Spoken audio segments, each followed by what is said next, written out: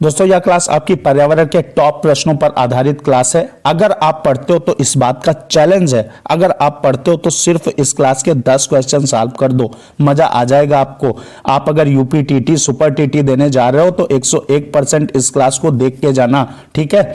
तो आपका पहला क्वेश्चन आपकी स्क्रीन पर है। क्या क्वेश्चन है? भारत में एकल नागरिकता की अवधारणा को कहां से लिया गया? डबल स्टार एक तो बना लीजिए, डबल स्टार बना के नोट कीजिए।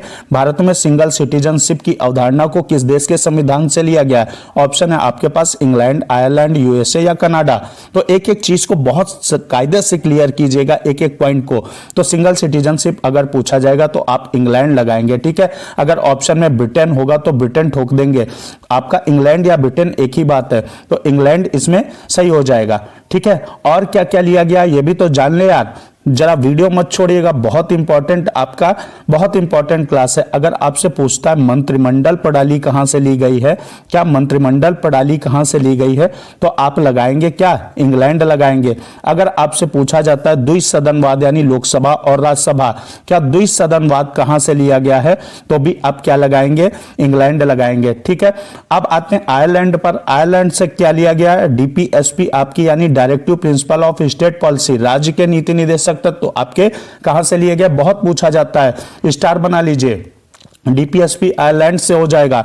अगर पूछे कि राष्ट्रपति के निर्वाचन की पद्धति, किसके? प्रेसिडेंट के निर्वाचन की पद्धति कहां से ली गई है, तो आपका आयरलैंड से हो जाएगा। अगर आपसे पूछ ले राज्यसभा के सदस्यों का निर्वाचन, किसके दोस्तों? राज्यसभा के सदस्यों का निर्वाचन कहां से लिया गया है, तो भी आपका आयरलैंड हो जाएगा। एक एक चीज को बहुत शानदार तरीके से क्लियर करेंगे, वीडियो को फुल वॉच कीजिएगा।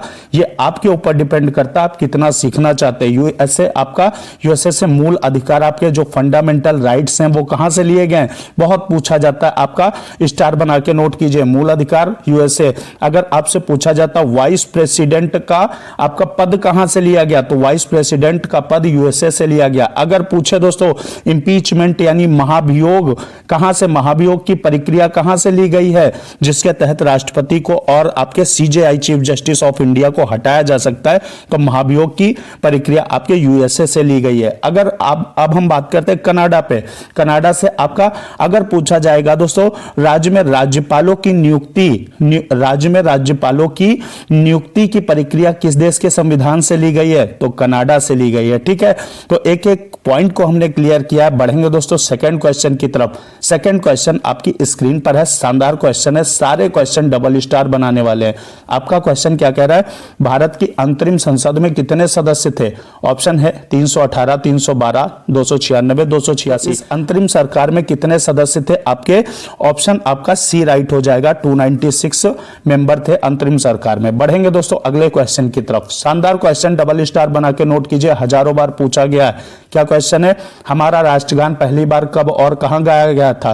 क्या आपका ऑप्शन ए सही होगा? 24 जनवरी 1950? नहीं, दिल्ली में नहीं हुआ था। 26 दिसंबर 1924 कलकत्ता, गलत है। 24 जनवरी 1950 इलाहाबाद, ये भी गलत है।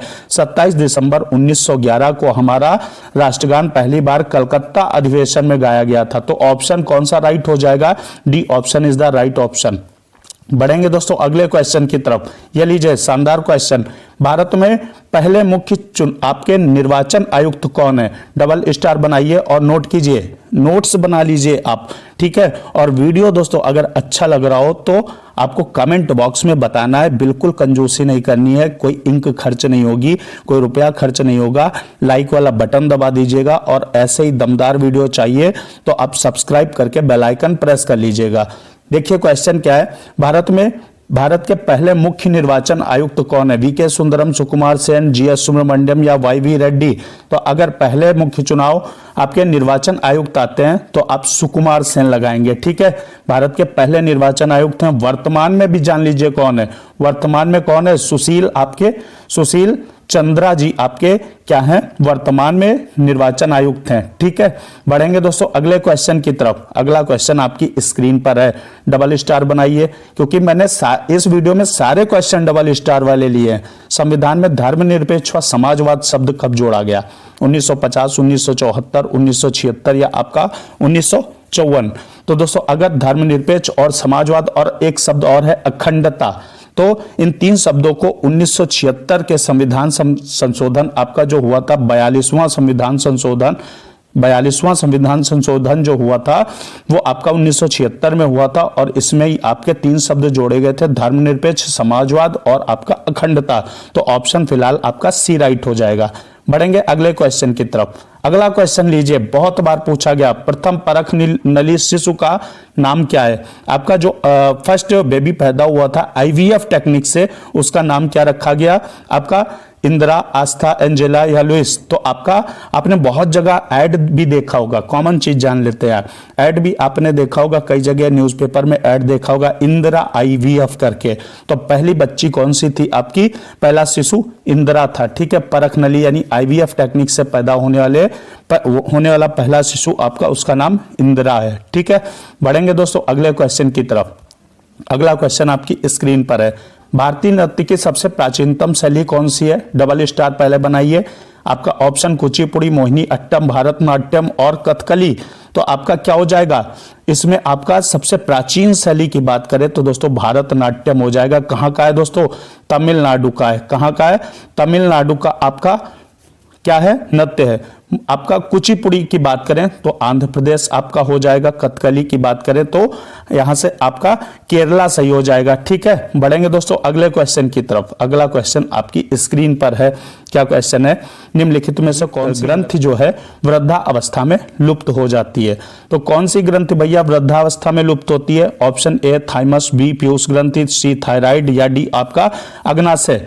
तो आपका वृद्धावस्था में लुप्त होने वाली ग्रंथि थाइमस है। जैसे जैसे आपकी वृद्धावस्था बढ़ती है वैसे वैसे थाइमस ग्रंथि जो होती है वो आपकी लुप्त होने लगती है। तो इस क्वेश्चन का राइट आंसर आपका थाइमस हो जाएगा। देखते रहिएगा आप कितने कर पाते हैं।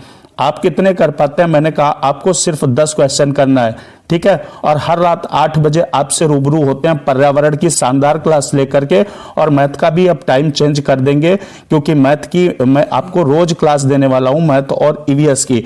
तो धुआंधार तरीके से स्टडी कीजिए A1 एजुकेशनल हब के माध्यम से। अगला क्वेश्चन आपका है, किस राष्ट्रीय उद्यान को पक्षियों का स्वर्ग कहा जाता है? वीडियो को बीच में मत छोड़िएगा, बहुत इंपॉर्टेंट वीडियो है आपके लिए। तो क्या है? पक्षियों का स्वर्ग किसे कहा जाता है? Salim Ali bird sanctuary, Jim Corbett राष्ट्रीय उद्यान, हिमिस राष्ट्रीय उद्यान या केवलादेव राष्ट्रीय उद्यान। तो आपके पक्षियों का स्वर्ग अगर बात करेंगे दोस्तों तो आपका केवलादेव राष्ट्रीय उद्यान कहाँ है? राजस्थान में। कहाँ है? राजस्थान में। इसे घाना पक्षी विहार भी बोलते हैं, इसे भरतपुर पक्षी विहार भी बोलते हैं। अगर आपसे पूछा जाएगा तो धुआंधार तरीके से हर चीज जान लीजिए। और केवलादेव आपका क्या है? ये काहे के लिए फेमस है? साइबेरियन सारस। ये बात मैं हजारों बार बता चुका हूं आपको, साइबेरियन सारस के लिए फेमस है आपका केवलादेव राष्ट्रीय उद्यान। सलीम अली की अगर बात करेंगे, सलीम अली को बर्डमैन ऑफ इंडिया कहा जाता है, यानी भारत का आपका पक्षी मैन कहा जाता है। और सलीम अली बर्ड सेंचुरी आपका गोवा में है, ठीक है। जिम कॉर्बेट आपका कहाँ है? जिम कॉर्बेट आपका उत्तराखंड में है। आपका इसका पुराना नाम हेली और रामगंगा भी है, नया नाम मान लीजिए रामगंगा और हेली भी है, जिम कॉर्बेट भी है, ठीक है। यूके में आपका उत्तराखंड में। हिमिस की बात करें तो आपका जम्मू एंड कश्मीर में आपका हिमिस हो जाएगा। हिम सबसे ज्यादा कहाँ गिरती है? जम्मू कश्मीर में। तो आपका हिम से बना हिमिस, और ये कहाँ है? जम्मू एंड आपका कश्मीर में, ठीक है। तो बढ़ेंगे दोस्तों अगले क्वेश्चन की तरफ। अगला क्वेश्चन आपकी स्क्रीन पर है। डबल स्टार बनाइए। ब्राउन पेपर किससे कहते हैं? जूट, कपास, रबर या कॉफी? तो ब्राउन पेपर अगर आपसे पूछा जाएगा तो ऑप्शन कौन सा राइट हो जाएगा? जूट को बोलते हैं ब्राउन पेपर, ठीक है। बढ़ेंगे दोस्तों अगले क्वेश्चन की तरफ। अगला क्वेश्चन आपकी स्क्रीन पर, डबल स्टार बनाइए। बहुत इंपॉर्टेंट क्वेश्चन है।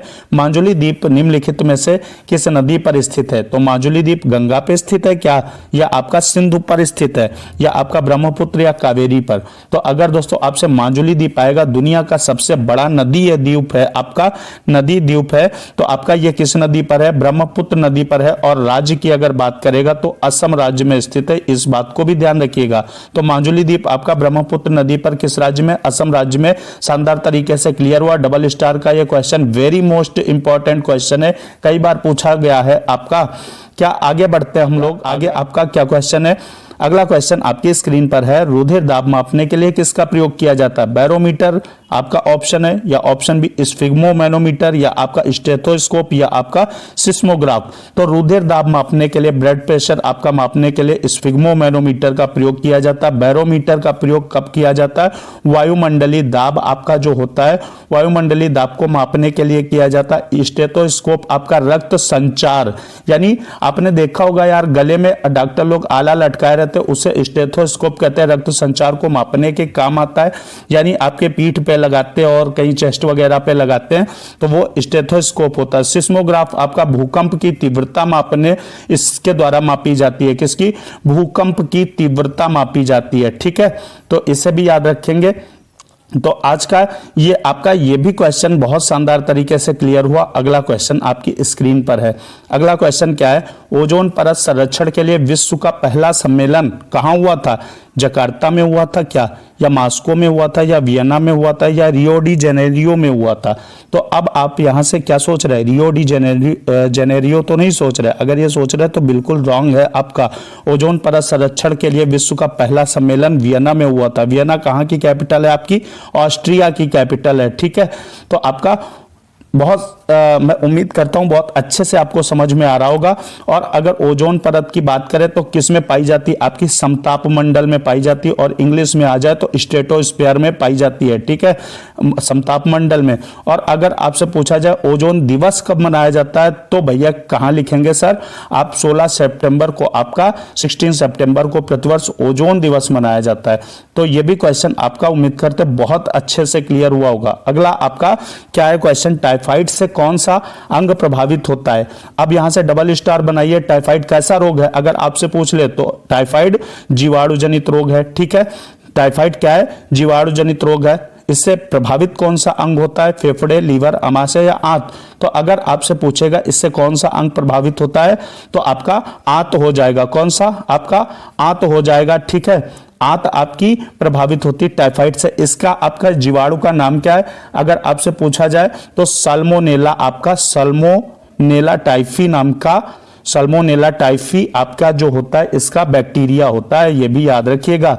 ठीक है, तो अब बड़े दोस्तों अगले क्वेश्चन की तरफ। आज के इस वीडियो का लास्ट क्वेश्चन है और धुआं कर दिया है हमने आपको। आपके जितने भी ये क्वेश्चन है उसे हम लोगों ने मिलकर धुआं किया। अगर आपने 10 क्वेश्चन सही कर लिए तो मान लीजिए आपको मतलब भर इस वीडियो में आपको ईवीएस आती थी, क्योंकि इसमें के सारे क्वेश्चन आपके बहुत इंपॉर्टेंट क्वेश्चन है। तो अगर आप वीडियो लास्ट तक देखते आए तो अब ईमानदारी से आपको वीडियो लाइक करना है, क्योंकि मैं आपसे पैसा और आपको और कुछ नहीं चाहता हूं, सिर्फ आपका प्यार और समर्थन चाहता हूं।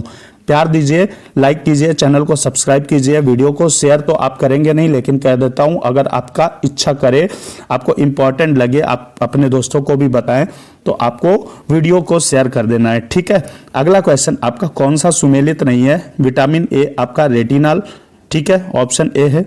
और बी आपका विटामिन डी कैल्सीफेरॉल, विटामिन के फिलोक्विनान, और विटामिन ई आपका साइनोकोबालामिन। तो यहां से देख लीजिएगा, विटामिन ए आपका रेटिनॉल है। ठीक है, इसकी कमी से रतौंधी रोग हो जाता है, बिल्कुल सही है। विटामिन ए का रासायनिक नाम रेटिनॉल है। विटामिन डी की बात करें तो कैल्सीफेरॉल आपका इसका रासायनिक नाम है। इसकी कमी से दोस्तों क्या हो जाता है? वयस्कों में ऑस्टियोमलेशिया हो जाता है और बच्चों में रिकेट्स नाम का रोग हो जाता है, हड्डियां कमजोर हो जाती हैं। अगर बात करें हम विटामिन के की, तो दोस्तों विटामिन के रक्तस्राव विरोधी आपका यानी रक्त का थक्का बनाने में मदद करता है विटामिन के, जिसका रासायनिक नाम आपका फिलोक्विनान होता है। और विटामिन ई साइनोकोबालामिन किसका नाम है? B12 का आपका साइनोकोबालामिन नाम है। ठीक है, जो आपका विटामिन ई की बात करेंगे तो आपका विटामिन ई टोकोफेरॉल के साथ जाएगा। तो ये वाला ऑप्शन आपका सुमेलित नहीं था। विटामिन ई किसके साथ जाएगा? टोकोफेरॉल के साथ जाएगा, और साइनोकोबालामिन आपका B12 के साथ जाएगा। ठीक है, तो आज के इस वीडियो में उम्मीद करता हूं बहुत अच्छे से सब क्लियर हुआ होगा, और वीडियो का इंतजार करते रहिए। रोज रात 8 बजे आपका बिल्कुल रेगुलर तरीके से आपको वीडियो मिलता रहेगा। तो अगले वीडियो के लिए आपको चैनल को सब्सक्राइब कर लेना है और बेल आइकन को प्रेस कर लेना है। जय हिंद।